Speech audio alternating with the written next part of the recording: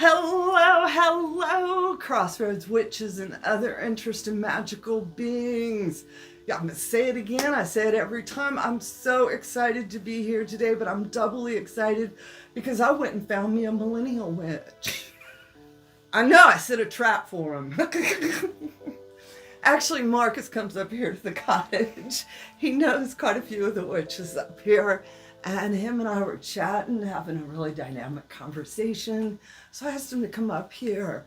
And I'm not going to say represent millennials, but you have the voice of the millennial community and also the voice of the rainbow, LGBTQ, queer community as well, in which the magic community, we're all mushed together. Yeah, you'd be surprised how many LGBT people are in pagan spaces, witch spaces as well.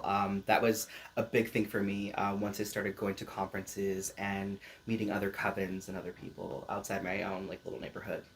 Yeah, so I'm going to give you just a minute to say hello to all of our folks out there as far as who you are. If you want to say something here about. Yeah, sure. So, the big introduction. Yes. So my name is Marcus Keys. I am a practicing witch. I am Mexican-American living in San Diego. I am a dedicated student of the Feri Witchcraft Tradition and an apprentice of the Feri seership of Orion Foxwood of the House of Brigit. Say that 10 times fast. I'm like, y'all need to get an acronym or something. Yeah, just a little seal badge or something. Some little shorter word. I mean, you have titles too, so. Yeah, I try to keep. I do. Sometimes they are a mouthful. Yeah, so I'm also really into equity, social justice, and also raising up voices that are kind of not really heard by other people sometimes too. So I love the fact that you brought up the fact that about how integrated the rainbow community is with the magic community, and a lot of times people don't know that. One of my stories that I'm going to tell is that of the 1980s.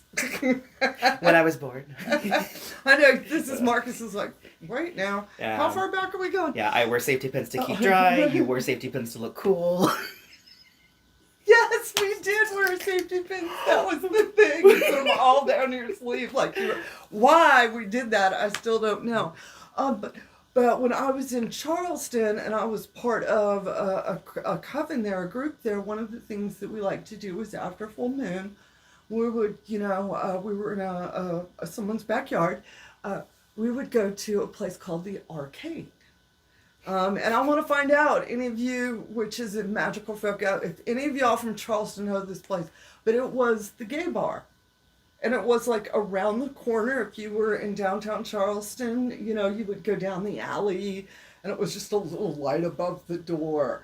All right. Because in the 1980s, you did not advertise. And then you opened up the door and you went into this whole other world. It was this huge warehouse, 2 stories, couple of different dance bars going on, and in the front was a piano that periodically some drag queen would be playing and singing on when you walked in. Nice. So you knew you were at home.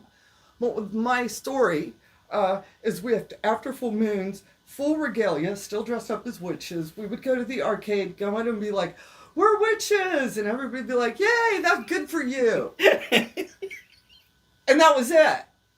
And we would spend the evening dancing and laughing and having fun. And it was one of the places for us that was safe. Where we could, for a moment, put on our witching hat and go out, into a space and know we were safe. And that was because of the rainbow community.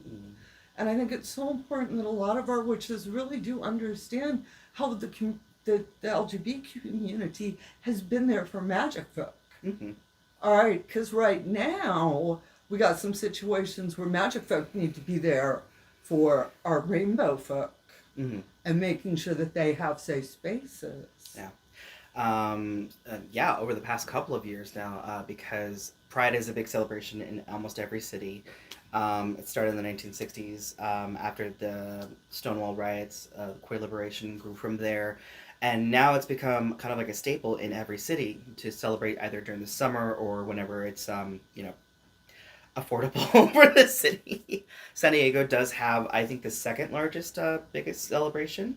It was amazing. Huge, yeah, and we haven't had it for like a number of years because of COVID. But it was really great to see that. But we revived the Rainbow Ritual, which is a ritual that I developed years and years ago, after a need to kind of create safety in the community for San Diego Pride. One year, I was volunteering for Pride at the festival. I was in my early 20s. It was really exciting. I have friends of friends that had the behind the scenes pass to like the festival and stuff like that. So I helped with security, helped with getting water bottles to people, stuff like that. But then that first night of Pride, someone took a baseball bat to random people in the park, just random people, and luckily that person, the perpetrator, was found, and the people were not seriously injured, but there was a need for something, protection, or there was a need for gathering people together, organizing people. And so you hear in spaces when tragedy happens, we need to come together, but then what?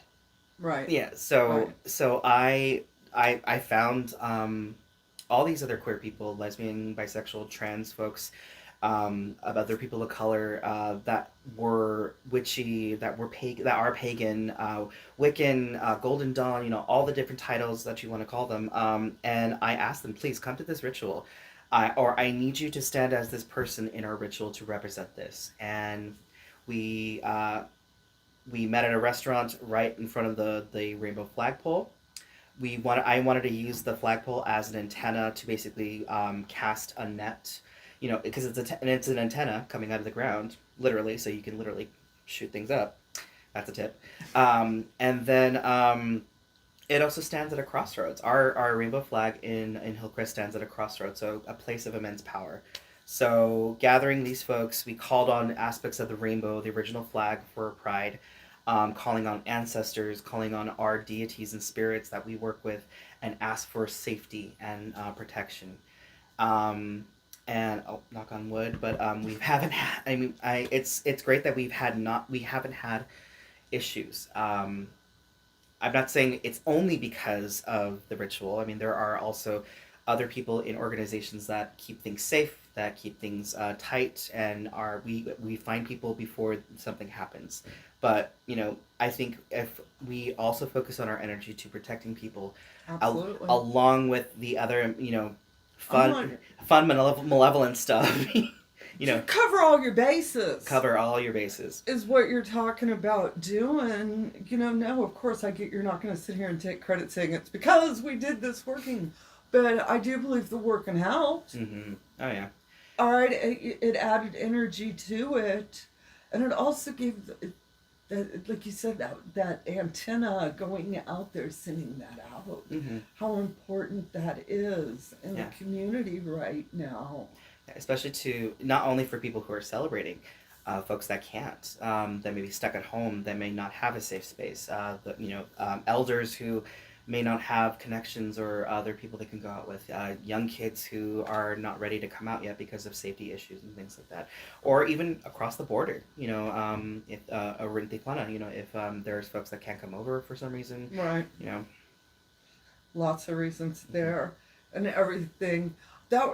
It's just, I think the biggest thing I want you witches to realize is that the rainbow community has been good to us, and that we need to really make sure, each of us in our own way, however you can find a way to be an ally, to be supportive, because I'm an ally, go into a lot of different spaces where I'm the token straight person. And what I find is this wonderful, welcoming, amazing space that allows me to be me. I don't have nothing but great stories to tell when it comes to all of my experiences, and then also working here in San Diego, because the Witch's Cottage is a rainbow coven. Mm-hmm. All right, and being allowed to stand center of that space is such a privilege. And working with a lot of these folks, knowing their own stories, they've taught me so much. You know, these are people that their courage to find their authentic voices is beyond compare. And I get the privilege of being a part of that. I'm like, I must have been good last lifetime. And that's what I'm like, I did something right, you know, and everything. Especially, you know, we're making this video because we've had some things happen. That's probably going to be a couple of weeks ago from us, witches, as this has been pre-recorded. But I just want y'all over this holiday season to light a candle, do what Marcus was talking about, do a little ritual for the safety and security of our rainbow folk. We all need to be lighting a candle this season. Yeah. And it needs to be full of lots of colors. Yes. Make it fabulous, folks. That's what, this is a time to put glitter out, yes. You know? Yeah. We got into the glitter or not to glitter. Now, right. Another thing I want to talk, because you and I we were joking a little earlier. We are a couple of generations away from each other. You could be my child. Actually, I have a child older than you. Oh, okay.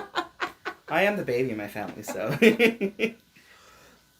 But your experiences coming into the community, what the community is like now versus my experiences. Like I was telling stories out of the 1980s for us, all right, you know, pre-internet.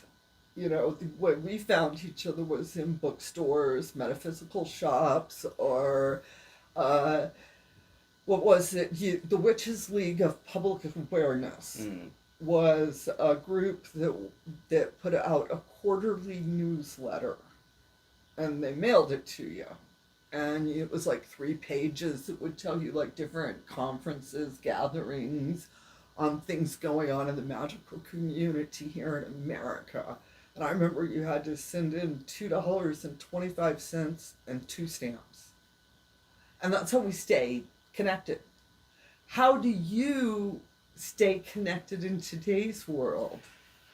How I stay connected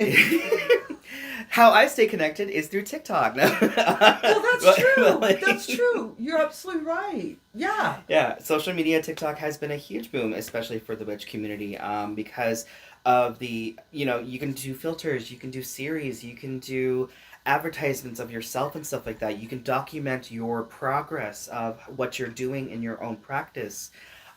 Which is great. And, you know, I actually started off just by having a YouTube channel like a decade ago.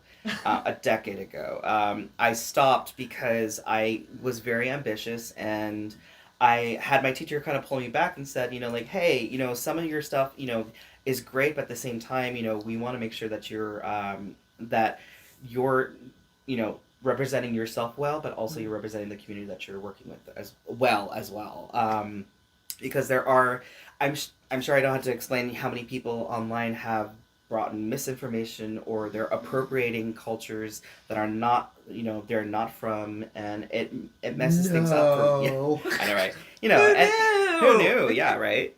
And you know, it disenfranchises people. You know, people get led into groups that can be very harmful for themselves. You know, you see a lot of that on TikTok. So it's a double-edged sword. Yeah, you can cut your way through something and find your truth, but at the same time, you know, there's the bad side of it too. There's the side that, you know, people, you know, it messes up for them. I was just saying, we've always had that edge of scam wackadoo. Even, you know, from in the 80s, we had, you know, the weird guy you heard the stories about the weird guy which started a coven, called himself a high priest, and told all the girls they had to take their clothes off. I mean, yeah. I mean, yeah. Okay, I would assume it's probably still going on now, yeah, to a degree. I think I was at one of those. So. Where there, it's always been there, but I also think that if I go back all the way to the Greco-Roman times, and I'm standing in front of Artemis's temple, there's going to be a guy that's going to come over and be like, "No, come to my temple." You know what I mean? Yeah. I don't think it's changed. Yeah. But I think at times social media amplifies it. It does, yeah. But that's the thing. Every time it's, um, how I explain when people are standing at their own personal crossroads. It's like there is a when you're at a crossroads, when you're at a point where you can go left or right, up or down, walk through your fears or live in the past. You have a magnifying glass over you by spirit, and spirit will listen and see exactly what you're doing and will amplify it. So you got to be careful when you're at that crossroads. What are you wanting to do? And maybe that's for a lot of folks that they're not quite sure what they want. I mean, I think people come into our community not realizing how large and diverse it is. Mm-hmm. And they think if they've read one book, then that covers all the witchcraft traditions. Yeah. Yeah. Or, you know what I mean? Or the witch's Bible, the witch's cookbook, the witch's grimoire. It's like one of the only ones. Yeah, maybe. So. Yeah, I always start with, I'm of like a witch's opinion. I'm one of many. You know what I mean? Mm-hmm. This is a witch, one witch's opinion. But I think a lot of new folk don't realize that. Yeah.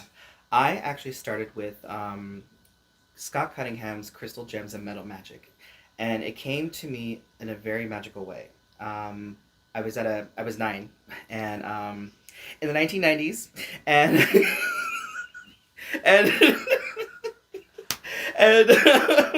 anyway, I was at a family party, and this woman we were not related to has this really beautiful crystal on her neck.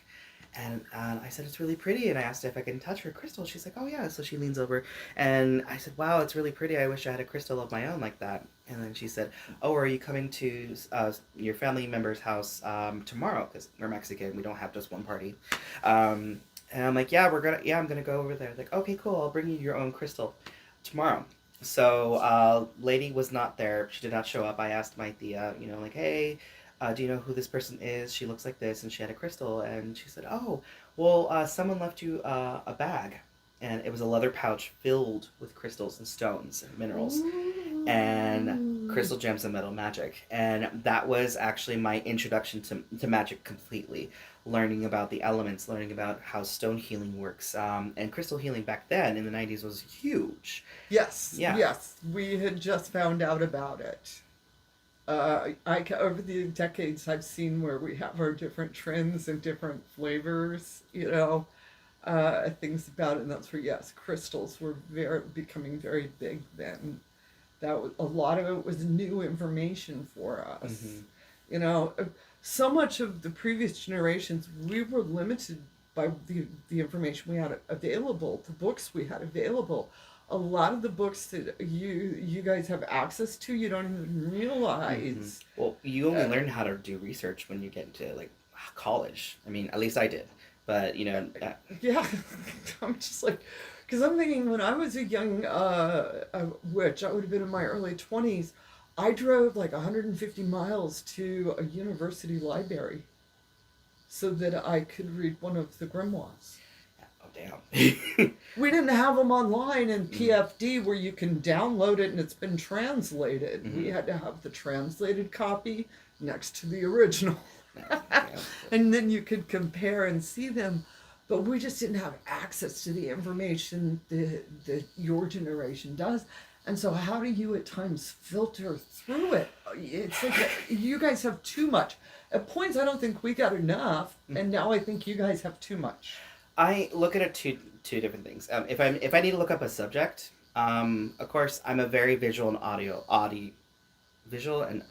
auditory person, learner. So I need to see a book or I need to see a lecture and hear it. Okay. So I can take it in better. If I'm doing the research on my own, I know I need to have multiple sources. At least not an academic, cultural one, a spirited one, things like that. As well, now I know that because there are some books out there that just have one giant huge piece of information that sounds like amazing, and then the rest of it's just like where does this come from? Where did you get this from? Yeah, and no sources, But well, that's what when I pick up a book, mm-hmm. I immediately flip to the back of the book to see what the references are, mm-hmm. to see where they drew this information from. Mm-hmm. All right. Where are your sources? Right, yeah. And if you don't have sources, then I'm assuming everything in this book is coming out of your head. It's coming out of your astral, so. And I'm finding that that's exactly where some of it comes in. Folks ain't citing their sources. Yeah. You know, it's too easy to copy and paste in today's world. If it's a viable person that has this information, I understand. But like this, it has to come from somewhere. You know. Yeah.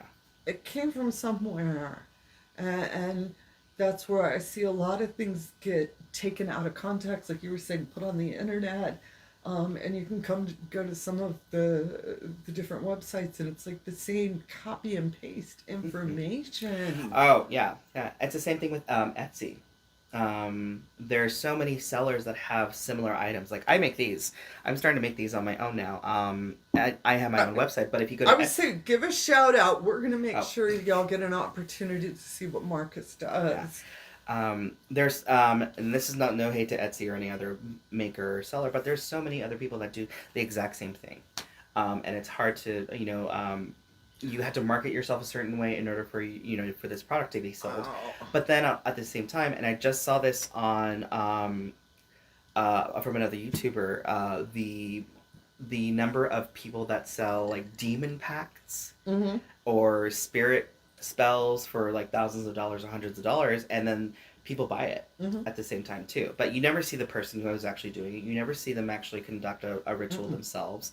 You're just expected to pay, and then you get the results. I had somebody who did do that, and then would sit on videotape, a little video clip that was probably about 2 minutes long, where they said, this is the proof of the ritual. So it's in Haitian. All right. And so they contacted, they were like, Taren, would you look at this and tell me what you see? So I looked at it and I said, they're celebrating the Feast of the Twins. They do this every year in all villages. And she was like, no. They said, this is the family doing the working for me. And I'm like, no. They went on the internet and got a clip of some Haitians doing the Feast of the Twin, the Feast of the Marseille, doing the feast, and are sending it to people as proof of doing the working. Here, I have a video clip. Look, here, I mean, all black people look the same, I assume, is what we're working on with this assumption. I don't even know how this works, but I mean, and this woman, she's like, oh my God, thousands of dollars were spent over this, and she goes, and I'm going to tell him I want my money back. And I was like, okay, you do that. Because I know how this really works. And I also, that almost none of them are Haitian. They're actually predominantly Nigerian or Sudanese. They have internet cafe bars. And they teach each other how to run these scams. And one of these scams is these Etsy workings. And then, of course, the demon pack, which I want to buy one, just so y'all know. I am so intrigued with demon pack. And I found out I can get one for like $19.95. Right, yeah. But I'm not sure if it's as good as the one that I saw for $1.99. But then there was the one that I saw for like $1.9999. And I'm thinking, oh, that one's got to be better. Or that's $666. Or $666. $6. And I'm like, I'll give you 66 cents. Do they work? Are they real? Somebody reached out with a clip of it and showed it and was like, Taren, are these real? And this is my response on all of this stuff. If you believe it, then yes, it is real. All right? It's that simple. If you believe it, it's real. And if you believe, then I believe that you believe.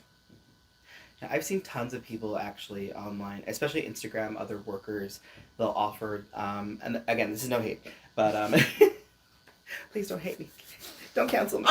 My folks are actually really, all the people that watch my channel, I want to say y'all are just really supportive and nice, and they got a little bit of darkness to them too. Okay. All right, good. So I'm safe. for now. Yeah. But yeah, okay, cool. No, but I do see people online that will offer the. I used to do this too, but I stopped because there are many other workers that will be online and they will sell these packages like, oh, $10 because I'm doing a ritual for this, or I'm doing a love ritual, I'm doing that, and I think it's great to have something like that for people to either get into and learn about what your practice is and stuff like that. I stopped because when I was doing it, it came from a place of I need some extra cash, and that was not helping me really grow. I was doing a spell, I was doing a ritual, but at the same time coming from a place where there was scarcity, and I wasn't getting lots of people, and it really it wasn't that I wasn't getting money. It was just more of like it felt like a chore where I'm not getting anything out of this. Yeah. And it feels like, oh, I'm not getting anything out of it, so I shouldn't do this. We, for the magic folk and which do go into it professionally, we do walk the line of money and morals. Mm-hmm. We walk the line of our checkbook and our spirituality. Mm-hmm. And always being aware of it. Because there are certain things I'm like, I'm not doing that because that ain't right. Yeah. Doesn't matter if I can make money off it or not. Right. It's just not, for me personally, for spirits around me, the way I live my life, I can't do that to people. Yeah. Whereas there are other things I am more than willing to do to people. All right. I mean, no, I'm not going to sound like I'm Mother Teresa because I'm like, dude, I will. But you have to find, if you're not getting something out of it, mm-hmm. then you shouldn't be doing it. It's sort of like Spirit's way of saying, this isn't where you need to be. Right, yeah. And coming back to that place where it's, when you are that priest, when you are that priestess, that priestess, that person holding space, you are of service, and it comes with the job, the title, and everything. So yes, it does. And like I said, and then we also have that same time for us that are in a professional realm in this world where this is our livelihood, mm-hmm. we make money off of this, and making sure that we balance that. Mm-hmm. Yeah. For me, that was so important, like with the YouTube channel, was making sure to be able to give back to the community, to speak a lot of the things I was taught out loud to anybody that wants to listen. Right, yeah. Because the community's been so good to me and so much was so freely given. But on the other side of it, there are other times where I'm like, no, if you want to talk with Taren, you're going to have to book a session. Oh, all right. Yeah. Mm-hmm. I stopped doing live tarot readings on TikTok because of that. Because there's so many other readers out there, and which is great. They're getting practice, they're making money, and it's their own thing and stuff like that. Great for you. I had an issue with people just being very disrespectful. That other readers have created this culture where it's like if you just say your name and your zodiac sign, then that's how you're getting the service. Like no, Wow. I would have to repeat. Hey, here are my handles for my Cash App, whatever, and things like that. Just drop a donation, give more if you have more, less if you have less, and then I'll put your name down. So people would actually do it, but then there would be lots of people would come on, and this is why you need another admin person to help filter out the trolls. And I'm usually just doing this by myself. Oh so my goodness the trolls gracious. or the people that just get very disrespectful or that are demanding something. I will not do a reading or working for somebody if they are in desperation. My spirit needs to tell me yes or no. My tools need to tell me yes or no. And if there's a yes at some point, I'm like, okay, this is what it's going to cost.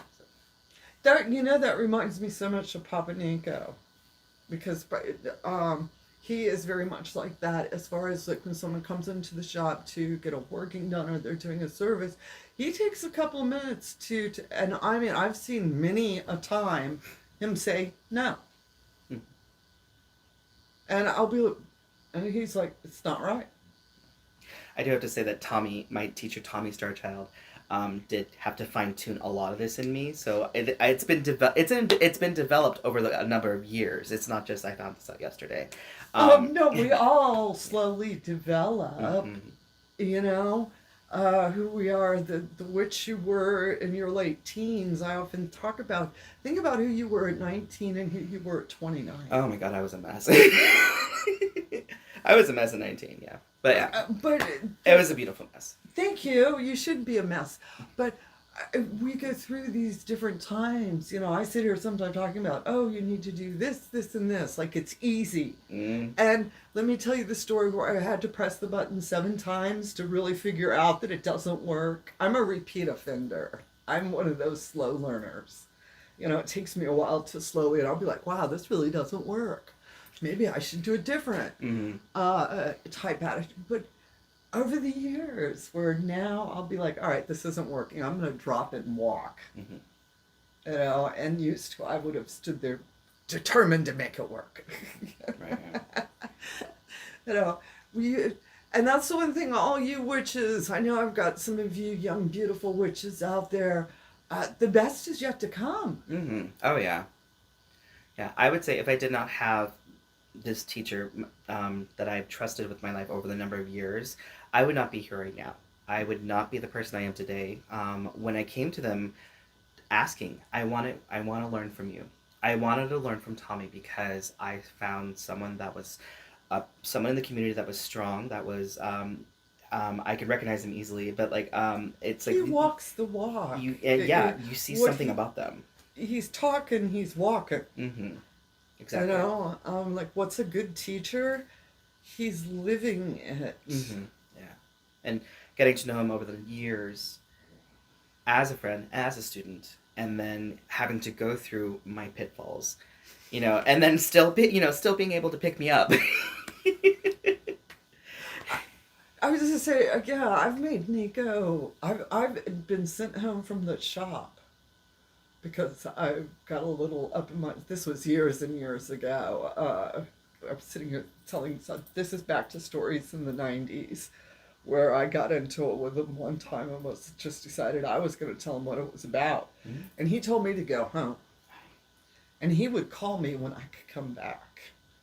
And like 3 days later, he told me I could come back. But I remember that where, you know, I'm like all full of myself. And I was so disrespectful to him. And looking back, I'm thinking, oh my gosh, he let me come back. I don't know if I would have done that to me. Yeah. I may not have told me to come back. I would have been like, never come back to my shop. Yeah. Go ahead. I would see those moments where I've seen a good mentor, a good teacher gives grace. It's not about holding to a standard, but about allowing you to have those mistakes, those experiences, and finding yourself in it. And also giving you the opportunity to take responsibility and accountability for your own actions.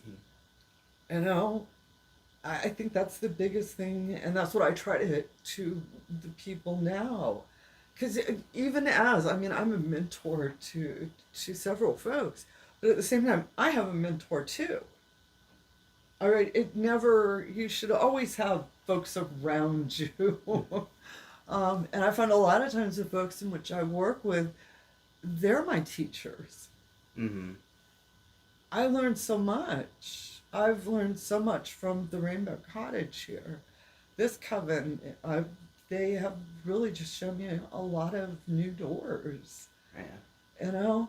And so even as an old witch, you still get to walk into new spaces. You know, you don't ever lose the wonderment.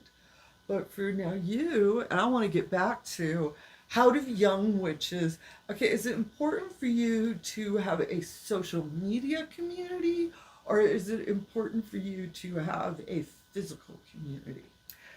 I would say both. And how do you do that? How do you manage that? That's the thing. I'm sure everyone's different. You code switch in all different communities. You know, I'm sure lots of people. I was told I have a persona when I'm online, and I'm like, I don't really have a persona when I'm online. I'm usually doing a lot of similar stuff that I do in face to face. But you never know. Of course, I probably arrange certain things for myself, but there's staying connected. That's a thing. You're representing yourself when you're online.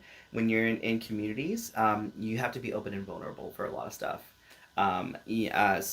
People will challenge you. You will have someone humble you every once in a while, and that's the thing. Like how you represent yourself. And your vibe attracts your tribe. So if you do something that pisses someone off, there's gonna be 5 people that are gonna say something really nasty, but only 2 people will say something nice. It's like restaurant reviews. It goes along with everything else. So it's very true. And I know, especially we're coming out of pandemic, I have a lot of folks reaching out telling me they want to join a coven. Mm-hmm. They want to get in physical space with people. Mm-hmm. What would be your best recommendations for them finding a local group? I would say just start doing something simple. Have a dinner. Have with the tarot reading. Coffee with tiramisu. I mean, sorry, tarot with tiramisu. With Tara. Sorry, Tara. We do beer and tarot at the pub periodically. Right. It's nice. Something simple. Nothing. That's what we do. If you want to set up a ritual, great. If you want to start focusing on the seasons, I think to start off with community and stuff like that. I think have fun but tread lightly.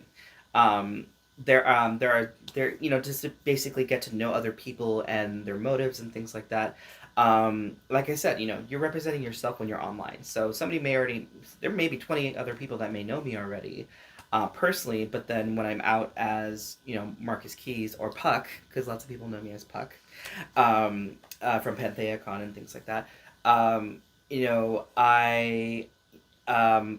I probably have some people wanted to ask me for something or for magic wise, but then there are people who actually know me directly as a friend, or as just to chill and stuff like that.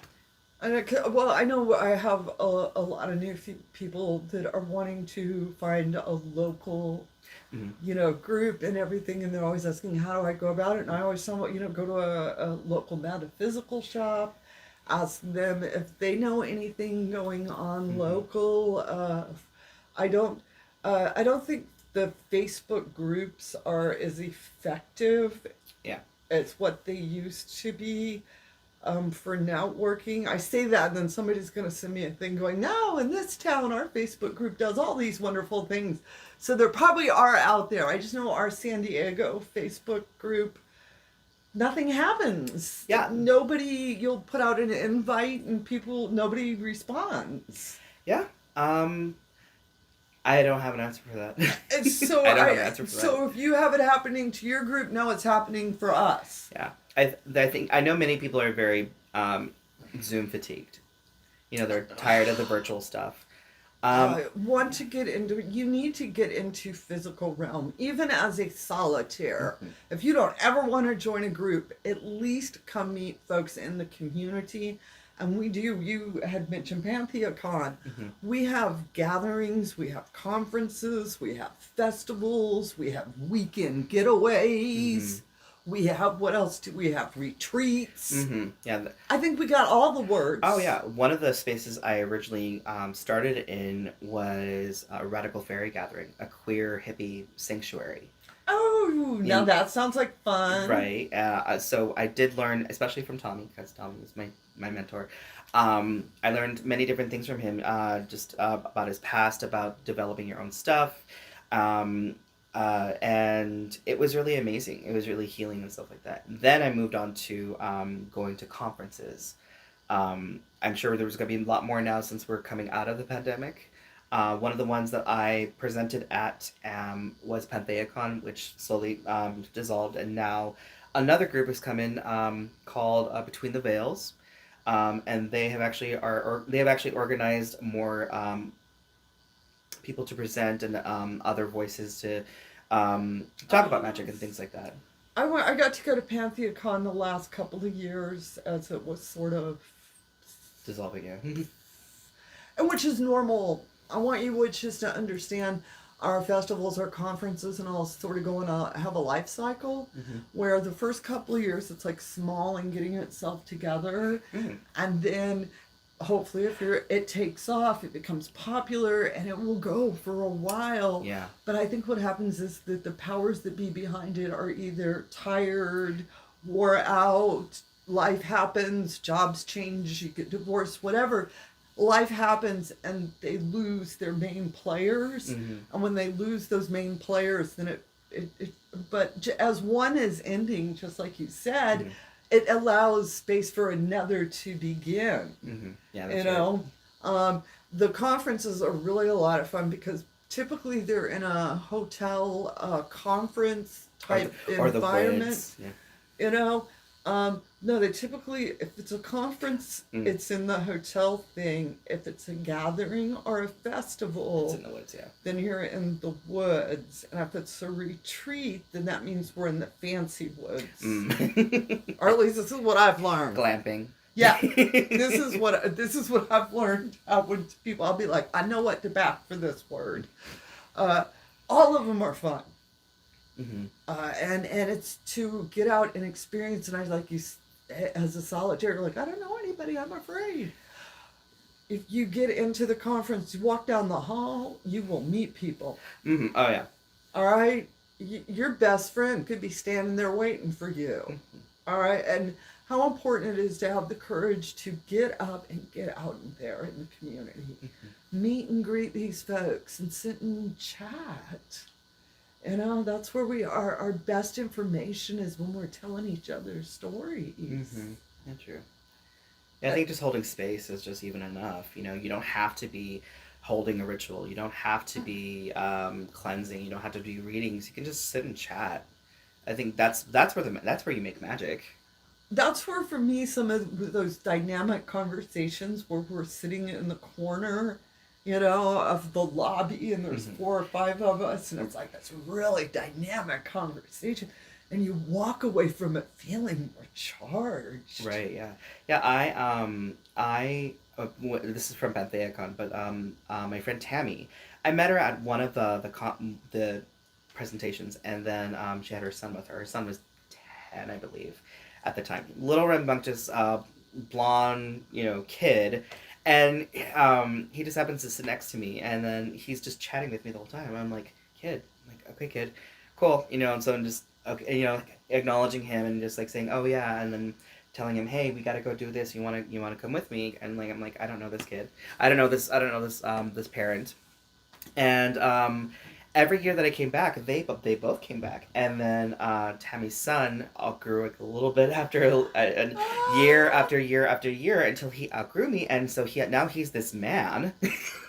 In his 20s, and he's like, oh, Puck, how are you? He comes and hugs me, and like just from one interaction and then just revisiting that space, seeing how he grew and coming into his own self and stuff like that. It's amazing to see that. That's one of the benefits, I think, of what was really nice to see. You create community, you create a presence, you create, and a lot of times it's family too. It is. It's magic family. There are, for years,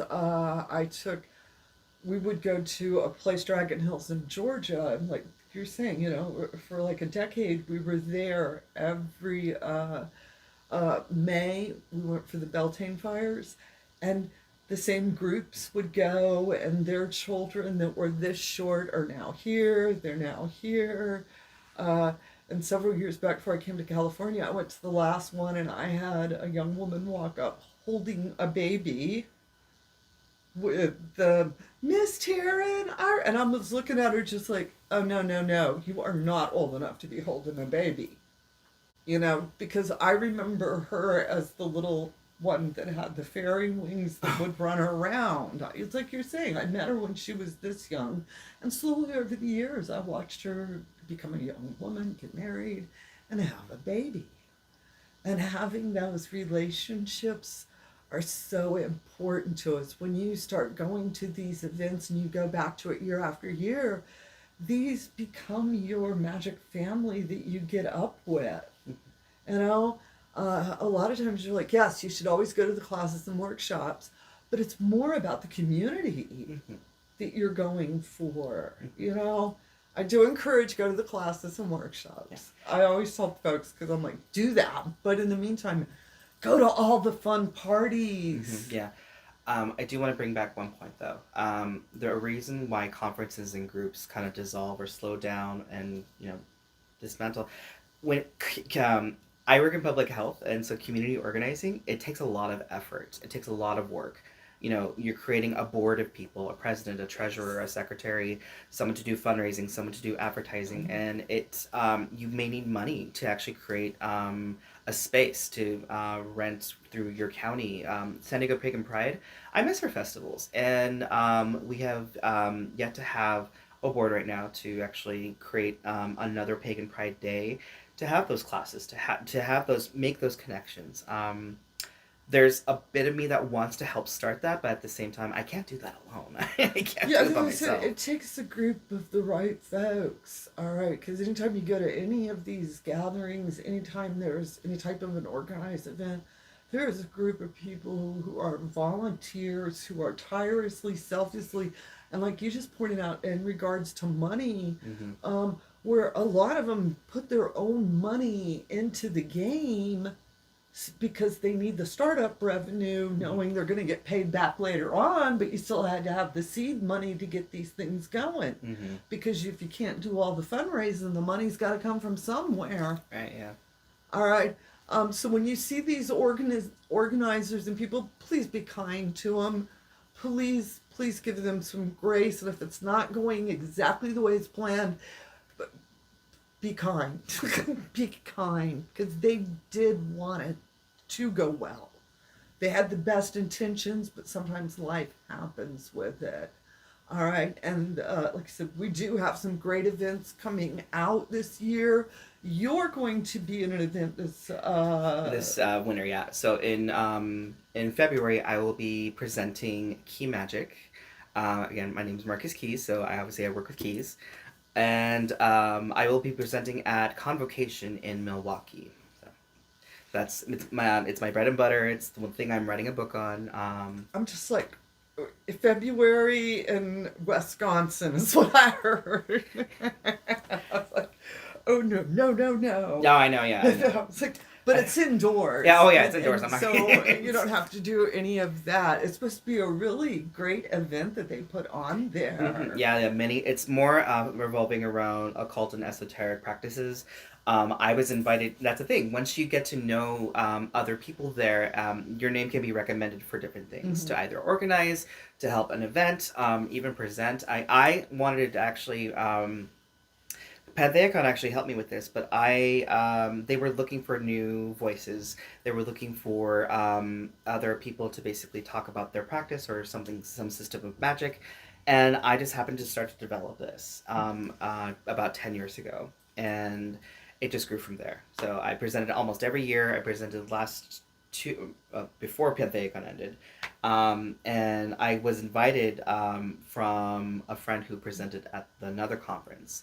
So they turned that one on to me because I think that winter is when all these different conventions are coming up now. Yeah, now we used to, it would be in the spring and the fall.